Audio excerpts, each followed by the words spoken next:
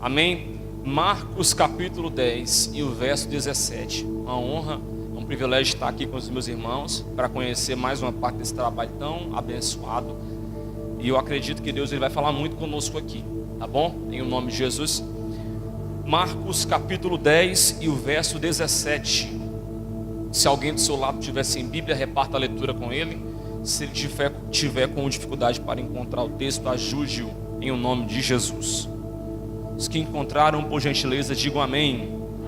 Diz assim: e pondo-se a caminho, correu ele para ele um homem, qual se ajoelhou diante dele e lhe perguntou: bom mestre, o que farei eu para herdar a vida eterna? E Jesus lhe disse: por que me chamas de bom? Não há ninguém bom senão um, que é Deus. Tu sabes os mandamentos: não adulterarás, não matarás, não furtarás, não dirás falso testemunho, não defraudarás alguém, honra teu pai e tua mãe. Ele, porém, respondendo, lhe disse: mestre, tudo isso tenho feito desde a minha mocidade.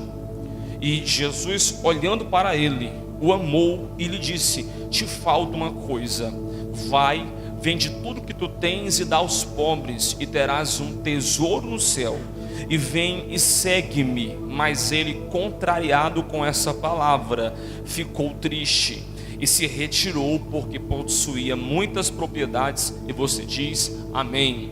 Se assente em nome de Jesus. Meus queridos e amados irmãos, esse texto que nós acabamos de ler, ele é um texto conhecido, ele é um texto muito pregado pelos irmãos, pelos pregadores e por todos aqueles que de alguma forma eles usam da Bíblia para trazer para a igreja mensagem de edificação. Eles pregam a santa palavra de Deus. Só que o Senhor Jesus, há mais ou menos um ano, ele tem inclinado meu coração acerca de uma lição dentro desse texto muito interessante. Esse texto que nós acabamos de ler, narrado por Marcos, ele fala de um período vivido por Jesus em que um certo homem, que era rico, um jovem que era rico, ele se aproxima de Jesus e faz a Jesus uma pergunta.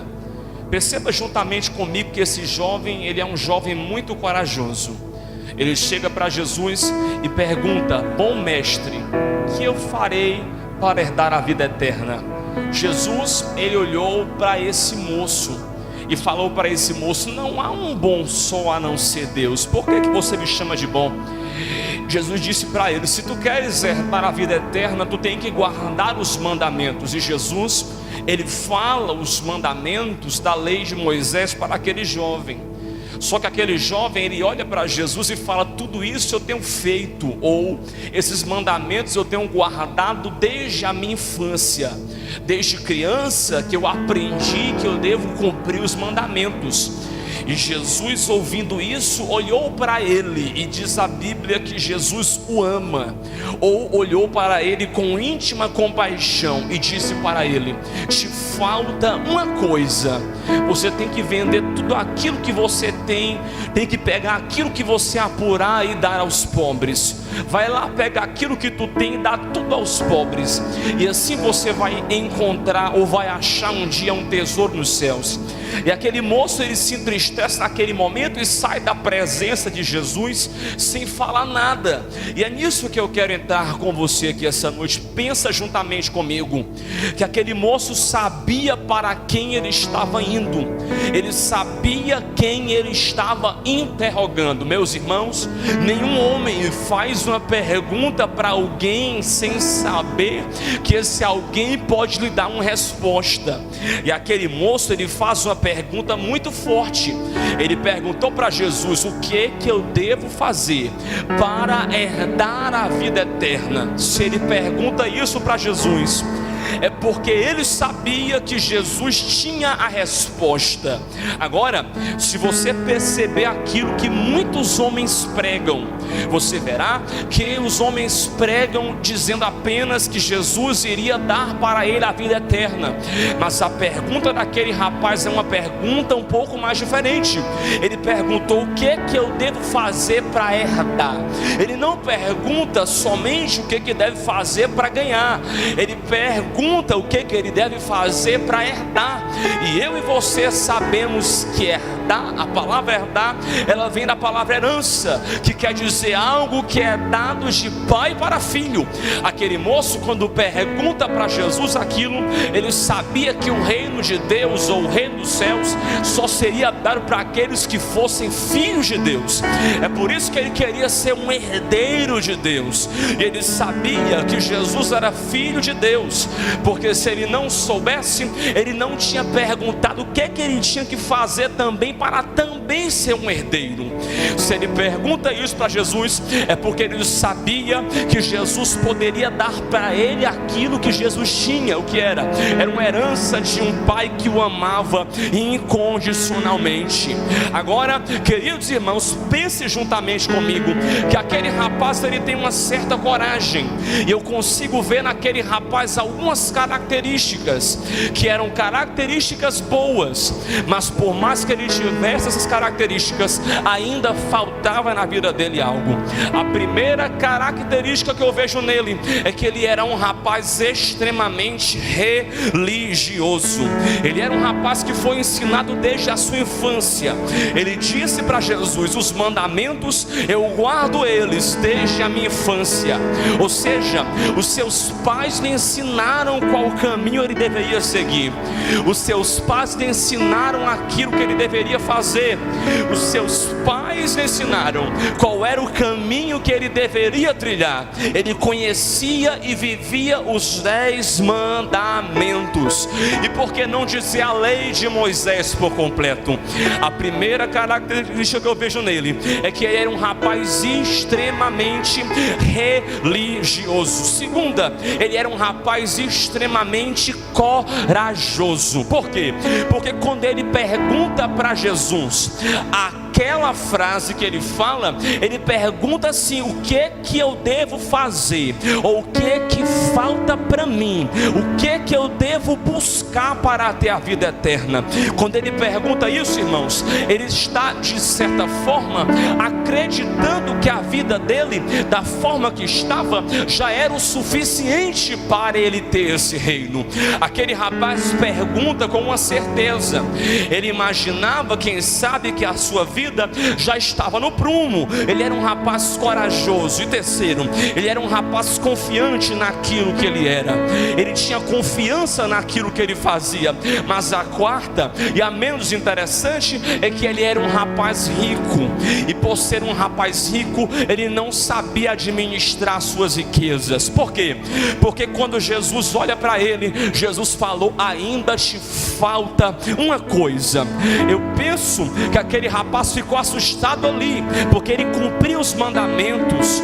Ele era um rapaz corajoso, ele era um rapaz religioso. Eu sou líder de jovens, pastor Davi, e um dia uma moça chegou para mim e perguntou assim: Mauro, como é que eu devo procurar um namorado? Eu olhei para ela e disse: procurar alguém bonito e alguém que seja crente. Aí ela falou assim para mim: eu também quero um rapaz que tenha dinheiro. Parece que esse rapaz também tinha tudo isso que ela queria. Ele era um rapaz certamente bonito, era um rapaz que tinha dinheiro, era um rapaz que era crente, mas ainda faltava na vida dele uma coisa. Olhe para o seu irmão e pergunte para ele assim: falta algo em você, meu irmão? Pergunta assim: está completa a tua vida ou te falta algo?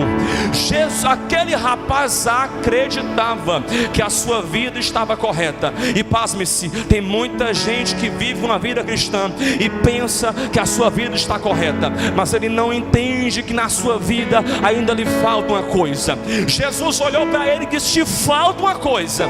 Ele disse que vá lá, pegue tudo que você tem, venda e dá aos pobres. Eu vou lhe falar uma coisa que eu não sei se você ouviu algum pregador dizer na sua vida, mas se você não ouviu, é uma vertente de interpretação. Tem muitos teólogos que pensam e entendem que Jesus não queria que aquele rapaz vendesse suas riquezas. O que Jesus queria era saber que aquele rapaz tinha coragem de abrir de mão da sua riqueza para poder seguir a Jesus. É como se a pergunta de Cristo Cristo fosse somente para ouvir um sim ou um não. E se ele tivesse ouvido um sim, ele dizia assim: tá bom, para rapaz, vamos lá, me segue. Eu estou entendendo que você tem riqueza, mas você não está com o seu coração apegado nisso. Ou seja, o seu coração não está apegado nas coisas que são terrenas. Sabe por quê, irmão? É inevitável. Eu e você vivemos em uma terra, vivemos esse mundo, nós não fazemos parte dele, mas nós temos que buscar algumas coisas nessa vida para podermos sobreviver nesse mundo. Você tem que trabalhar, é um mandato de Deus. Você tem que suar, e qualquer pessoa que almejar na sua vida uma melhoria de vida, que almejar na sua vida um sonho, quer ter um emprego melhor, não tem erro nisso, irmão. O erro é onde está, é você colocar o seu coração completamente nisso e esquecer aquele que é o real dono da sua vida. Você vai alcançar algumas coisas na sua vida, você vai, mas elas não podem ser o foco principal da sua vida. O foco principal da sua vida deve ser você ter um coração completamente depositado em Deus e naquilo que Ele tem para com você. Se Ele lhe der, amém, glória a Deus. Mas se Ele não lhe der, você tem que aprender a ser crente também. Era isso que Ele queria ali. Não é, eu vou lhe provar na Bíblia agora. Nem sempre Deus quer ver então o sacrifício. Às vezes Ele quer ver se você tem coragem de sacrificar algo para Ele. Isso não é bíblico, é sim. Deus um dia chamou Abraão e disse: Abraão, me dá Isaque, teu único filho, leva ele para mim e traz ele em sacrifício para mim. Abraão pegou os moços, preparou lá um jumento e começou a subir o monte Moriá. E quando ele chega lá no alto do monte Moriá, ele pediu que os rapazes não ficassem próximo a ele. Ele disse: fica aqui que eu vou subir com o moço, eu vou sacrificar com ele, mas depois eu e ele vamos voltar para ir embora com vocês. Ele subiu e colocou Isaque em cima do altar. Quando ele levantou o cutelo para matar Isaque, Deus disse: pode parar, Abraão, pela boca do anjo, para, porque agora eu sei que você teme a mim. Eu estou vendo que você tem coragem de sacrificar algo para mim. Queridos e amados irmãos, Jesus, eu penso assim, Ele não queria ver somente o sacrifício do rapaz, Ele queria ver se aquele rapaz tinha coragem de largar tudo para entregar a sua vida para Ele. Ele queria ver se aquele rapaz tinha coragem de depositar completamente a sua vida nele. E nisso aqui eu lhe faço a pergunta. Olhe para o seu irmão e pergunte para ele: meu irmão, pegue na mão dele e pergunte: meu irmão, e se Deus te der um não? Pergunta para ele se ele disser para você abrir de mão de algo. Pergunta para ele aí, se ele mandar você não prosseguir um sonho, se ele mandar você não prosseguir um projeto, você pergunte: você tem coragem de continuar sendo crente? Quem é que tem sonho? Levante a mão. Quem tem sonho aqui? A palavra de Deus essa noite para você é: Ele quer realizar o teu sonho, mas Ele também pode dizer um não para você. E se Ele lhe der um não, você tem que estar preparado para receber o não e realmente seguir a Ele. Ele quer saber aonde é que está o seu coração. Ele olhou para o moço e queria saber onde é que estava o coração do rapaz. Até porque um dia, ele mesmo disse, a Bíblia diz lá: aonde estiver o teu tesouro, estará lá o teu coração. Eu vou profetizar algo na sua vida aqui essa noite. Deus, Ele vai realizar sonhos na sua vida. Deus, Ele vai realizar projeto na sua vida. Levante a mão. Mas você tem que estar preparado para receber um não da parte de Deus. Tem que estar preparado para sacrificar algo para Ele, sacrificar sonhos para Ele, sacrificar projetos para Ele. Ele quer saber onde é que está o teu coração. Pega na mão do seu irmão, pergunte: onde é que está teu coração, meu irmão? Diga assim: tem que estar em Deus, tem que estar olhando para Deus, tem que estar lá juntinho de Deus. Quem está com o coração em Deus aqui, levante a mão para cima. Você tem que estar preparado para receber alguns não na sua vida, mas se o teu coração estiver lá junto de Deus e das suas promessas, você suporta ou não, você passa por isso. Nós temos que aprender a viver assim. Jesus queria saber onde é que estava o coração do rapaz ali.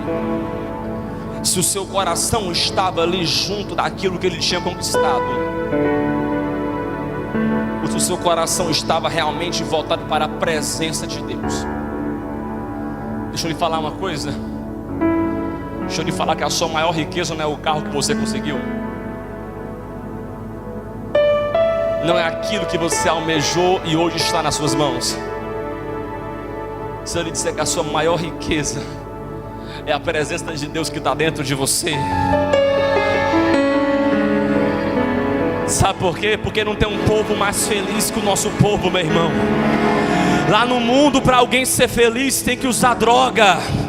Lá no mundo, para alguém ser feliz, tem que passar a noite na festa. Aqui não, basta vir para um culto, ficar 2 horas sentado e levantar as mãos para sentir a presença dEle. É aquilo que nos faz ser feliz. Aplauda Ele e glorifica Ele, porque Ele vive. Aleluia! Levante as mãos para cima e dê glória para Deus aqui, porque a nossa maior riqueza, ela está lá no céu.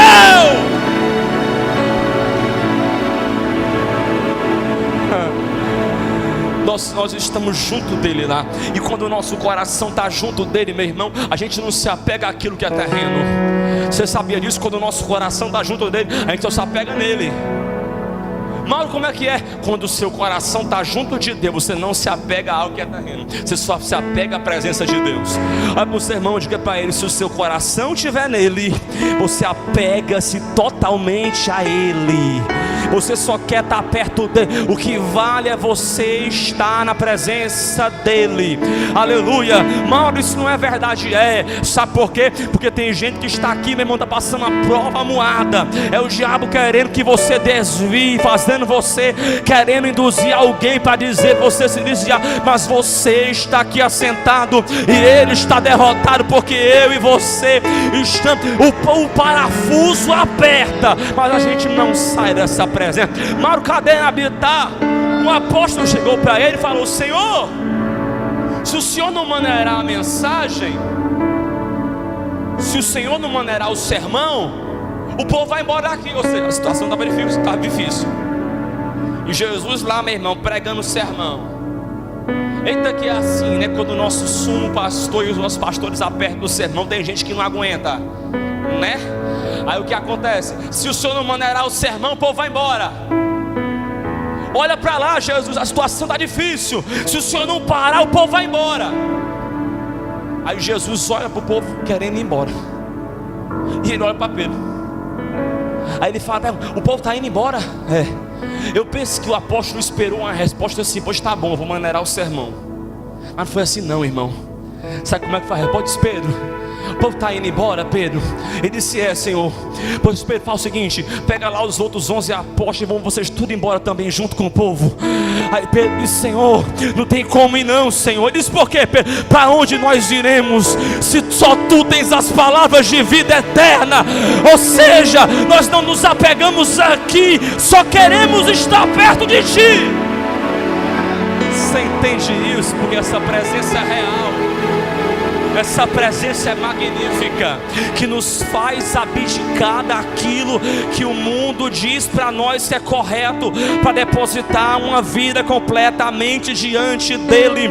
Nos faz dizer não para aquilo que está lá fora e nos dizermos um sim exclusivamente para ele. Escute, principalmente você que está aí fora escutando essa palavra: você pode ter dinheiro, pode ter o que tiver, mas se não tiver a presença de Deus, você não tem nada.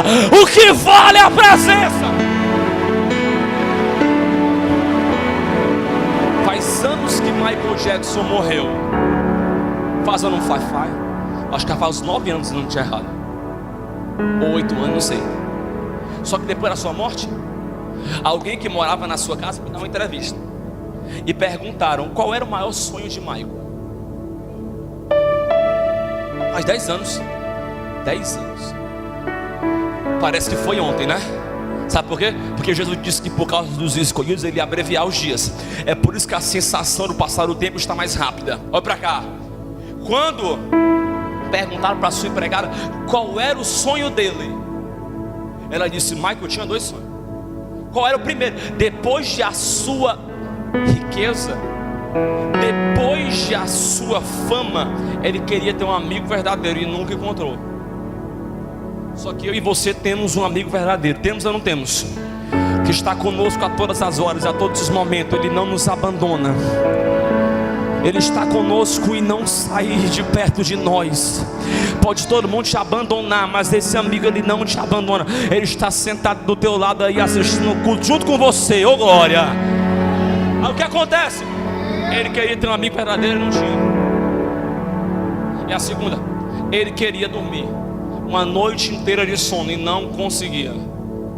Eu não sei se você está na mesma situação que a minha, mas o meu celular, irmão, você pega o aplicativo do despertador, você pode colocar quantas vezes quiser, né? Vários despertadores. Eu coloco 7 despertadores, de 10 em 10 minutos. Sabe por quê? Porque se eu não colocar, você é muito objetivo com você, eu não acordo. O que está querendo dizer, Mauro? Estou querendo dizer que o crente é feliz por causa disso, meu irmão. Ele não precisa de remédio para dormir uma noite inteira. Sabe por quê? Porque ele tem a certeza que tem um Deus lá no céu que ama ele, que a riqueza não compra aquilo que ele tem. Tem gente que está aqui essa noite junto comigo e com você, que se virar de cabeça para baixo aqui, não cai 10 centavos do bolso, mas quando ele dobra o joelho de madrugada, tem milagre nessa igreja. Deus cura, Deus salva, liberta. É a presença desse. Levante as mãos para cima aqui. Levante as mãos para cima aqui e sinta essa presença aqui essa noite. É a maior riqueza. Mas eu estou desempregado, e daí? Você tem vida, você é crente, você tem outra chance. Levante a mão e negócio. E esse Deus não te abandona, Ele está junto de você, Ele não sai de... Mas mal, tem um anjo perto de mim. Tem, mas você tem algo maior do que o anjo. O que é, Mauro? É o próprio Deus que está morando dentro de você. Aleluia! Levanta a mão e dá glória, porque você é herdeiro do trono dele.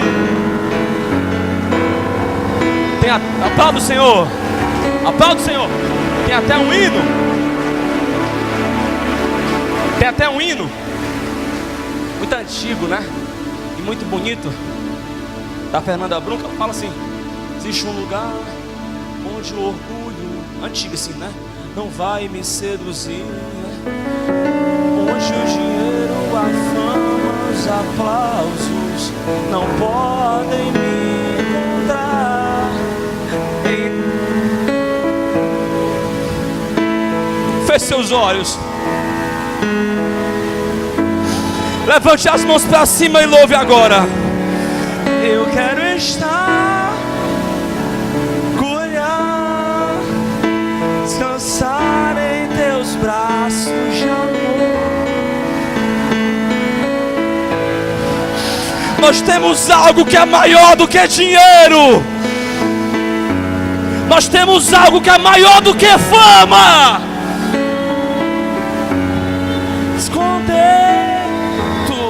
Meu prazer em tua presença é o lugar onde eu quero. Sinta só mais 5 minutinhos. Oh glória. Ou fica de pé, não sei, vou terminar. Só vou mais 10 minutinhos aqui. Eu só vou mais 10 minutos, marra pra mim. Ele queria ouvir o sim ou não.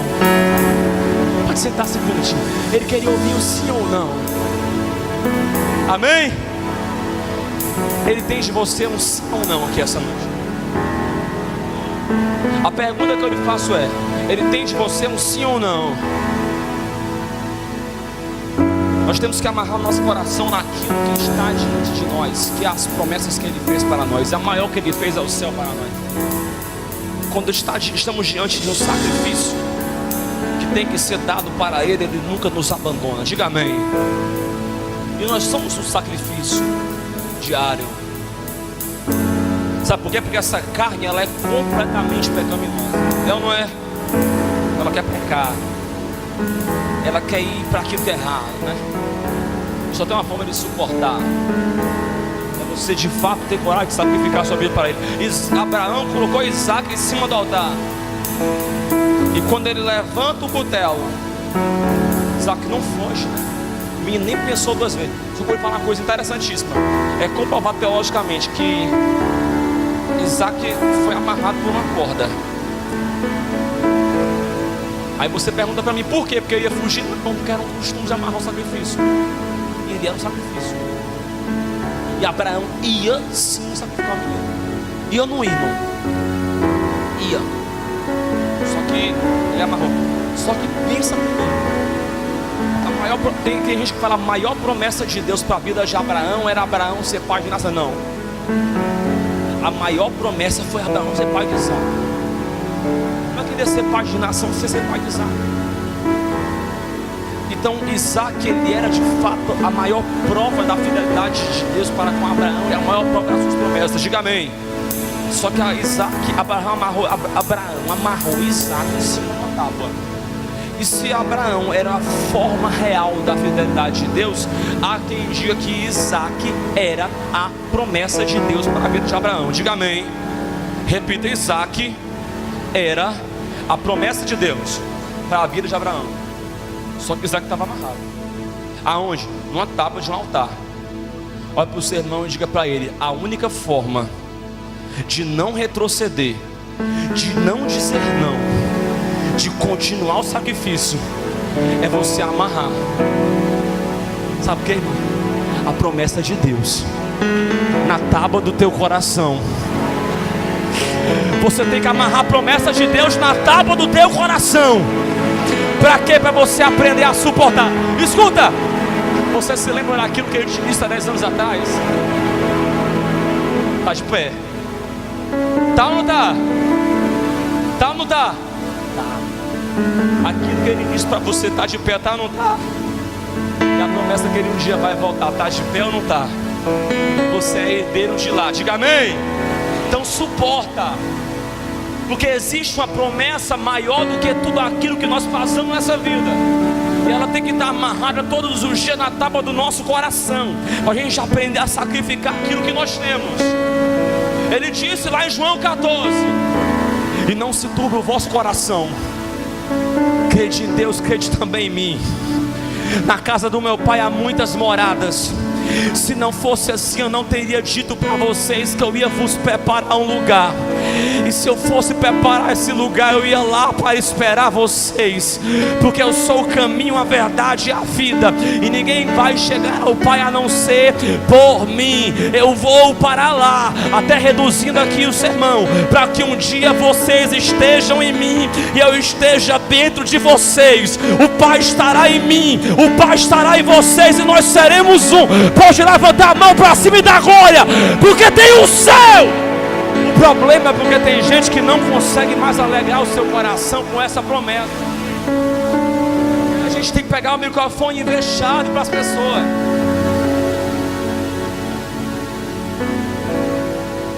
Eita, que tu tá... Não, é verdade. Você consegue alegrar o seu coração por aquilo que você tem de maior? Amém? Vou encerrar agora dizendo para você: tem alguém que está aqui, com certeza vai se achar menor que os outros. Por quê? Porque vive um complexo de inferioridade em pensar que é menor que o outro. Só que existe uma coisa linda no Evangelho. Sabe o que é?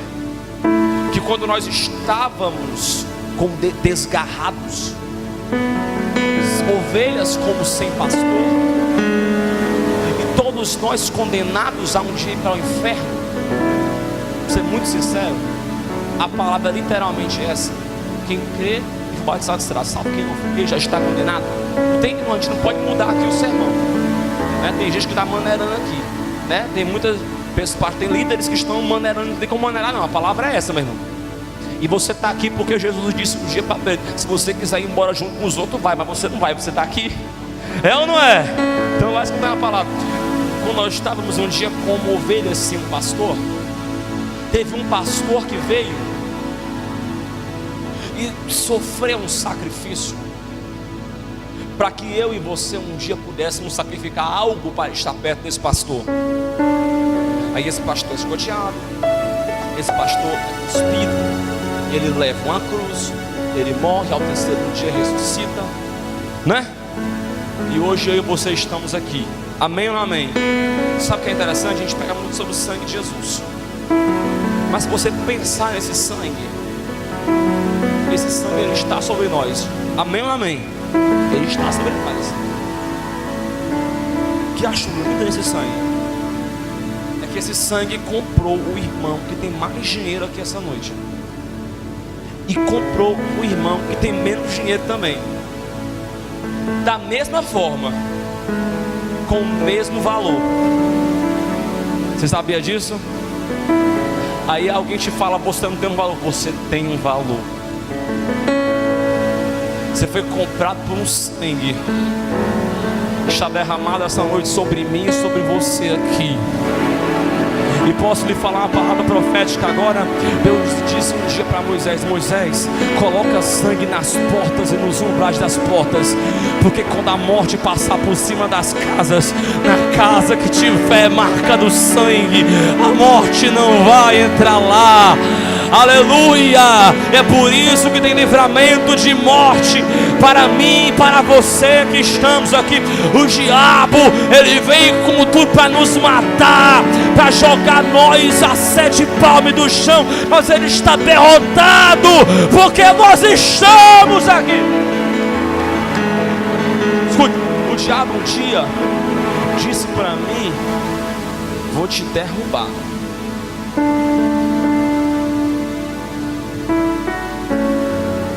Tem até um ator que diz, né?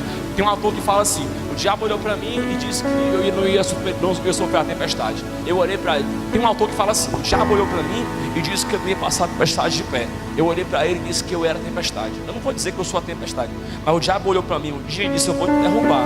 Só que ele esqueceu o que é que me deixava de pé. E você está entendendo? Como é que ele disse para mim que vai me derrubar se tem alguém que me deixa de pé? Está lá nos segurando e a gente não cai. É ou não é? E o moço se retira triste, porque não consegue abrir de mão daquilo que ele tinha para seguir a Jesus. Sabe o que é interessantíssimo? Que Jesus fala: pega tudo que tu tem e vende, dá aos pobres e depois vem e me siga. Quem aqui é seguidor de Cristo? Amém. Ele deu um dia uma palavra sobre aqueles que queriam seguir. Quem quer vir após mim, ou quem quer me seguir, negue-se primeiramente a si. Meu irmão, interessante que o texto casa com isso aqui. Ele falou: pega aquilo que tu tem, ou seja, pega a tua vida, bota ela de lado e me siga. Isso, rapaz. Aí depois ele vai lá e dizer um dia: quem quiser vir após mim, ou aquele que quiser me seguir, que negue-se a si, que tome a sua cruz e me siga. Aí o que é interessante, que ele bota aqui 2 coisas para você querer seguir ele. A primeira, você tem que negar a si mesmo, e a segunda, você tem que carregar uma cruz, que ainda vai ser sua pro resto da sua vida. Aí você pensa: rapaz, como os crentes são felizes. São, meu irmão, porque o negócio está apertando. Ele tem que negar a si mesmo, carregando uma cruz, mas ainda é crente em Jesus, porque sabe a herança. Então, se você está aqui, é porque você carrega uma cruz, e você conseguiu deixar as coisas de lado para seguir. Só que eu vou ter que terminar o sermão. Eu não vou fazer convite para quem está aqui, mas eu vou terminar esse sermão dizendo para você uma coisa: independente se alguém estiver do teu lado for crente ou não, tá bom? Porque eu quero atingir aqui alguém que não era. Olha para alguém que está ao seu lado e diga assim: te falta uma coisa. Diga para ele: colocar de lado aquilo que você tem por certo e entregar a sua vida a Jesus. Você é muito objetivo, porque eu estou muito feliz porque essa voz está sendo ouvida por pessoas lá fora. Então eu vou dizer para você: a alegria que você encontra, você não vai achar nas amizades que o mundo te dá. A alegria que você encontra não vai achar nas pessoas que aparecem ao seu redor. A alegria que você encontra vai achar diante de Jesus. Quem quiser vir após mim, negue-se a si mesmo, tome sua cruz e me siga. Quer achar um tesouro em mim? Pega aquilo que tu tem e venda e dê aos pobres, e você terá um tesouro lá no céu. Teu coração estará no céu. Fique de pé.